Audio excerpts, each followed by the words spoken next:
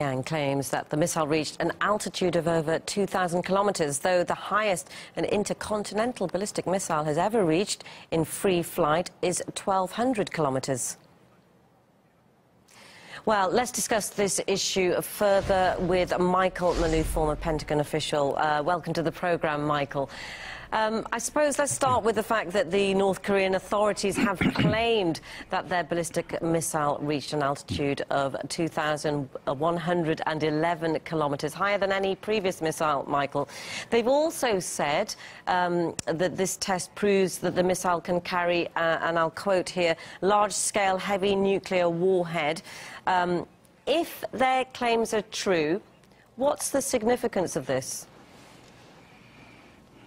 Well, it's a further testing, it's a further ratcheting up of Kim Jong-un, the leader of North Korea, to leverage the West for talks. At the same time, he is improving his missile capabilities. Now, given the potential for payload, it was really basically an intermediate ballistic missile.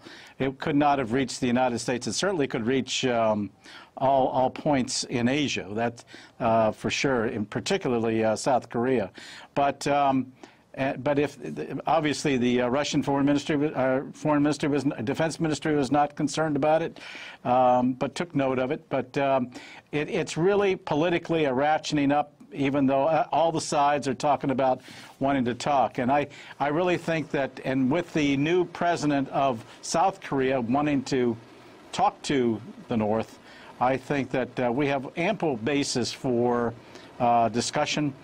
We just need to get the right people in the right room at the right time and quit this threatening all the time, because that just turns everybody off. Certainly it turns off Kim Jong-un. And I think we can do better than that diplomatically, and we should be doing better than that.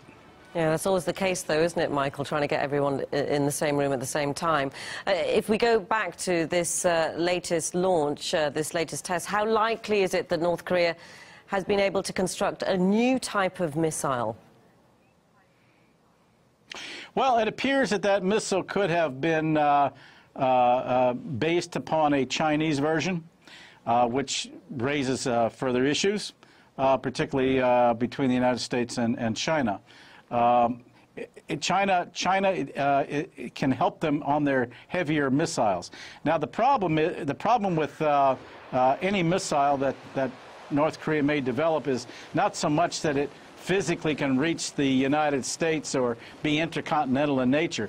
You just shoot it up, and if it can launch a satellite, a heavy satellite, which could in effect be a nuclear weapon, and that can orbit and then explode at a high altitude, basically it gives Kim Jong-un command anywhere in the world to detonate that high explosive, which would create an electromagnetic pulse that could absolutely damage, if not destroy, vulnerable electronics. And a high-tech society such as the United States would be extremely vulnerable.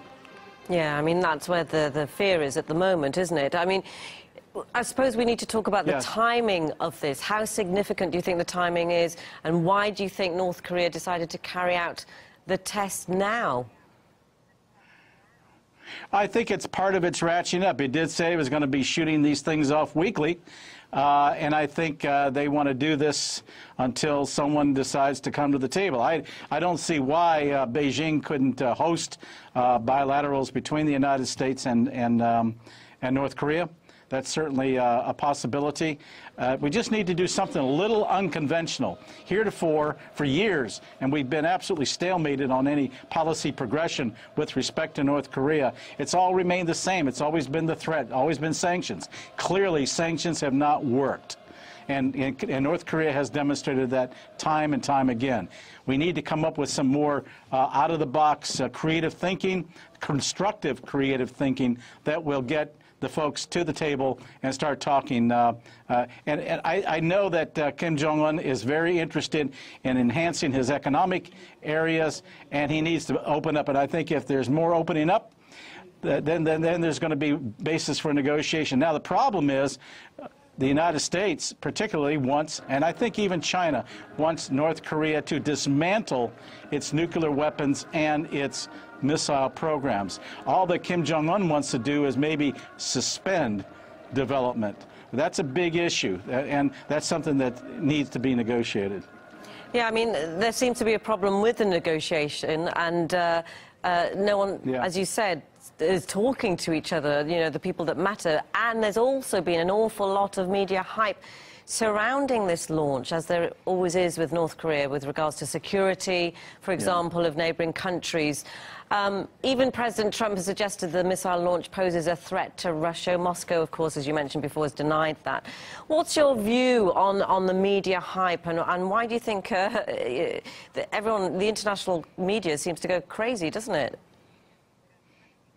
Yes, it's trying to create an atmosphere of hysteria, and because we have nuclear warships in the region, and it just will take a spark, as other folks have said, just to set this thing off.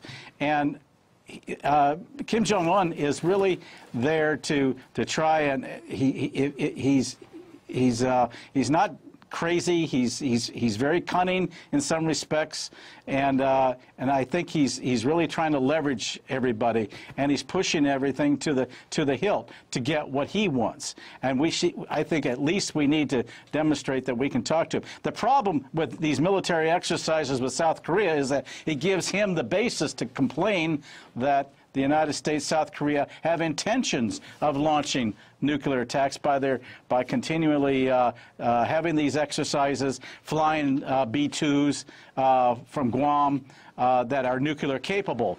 And that gives him that irrational basis to claim that he's about ready to be nuked by the United States.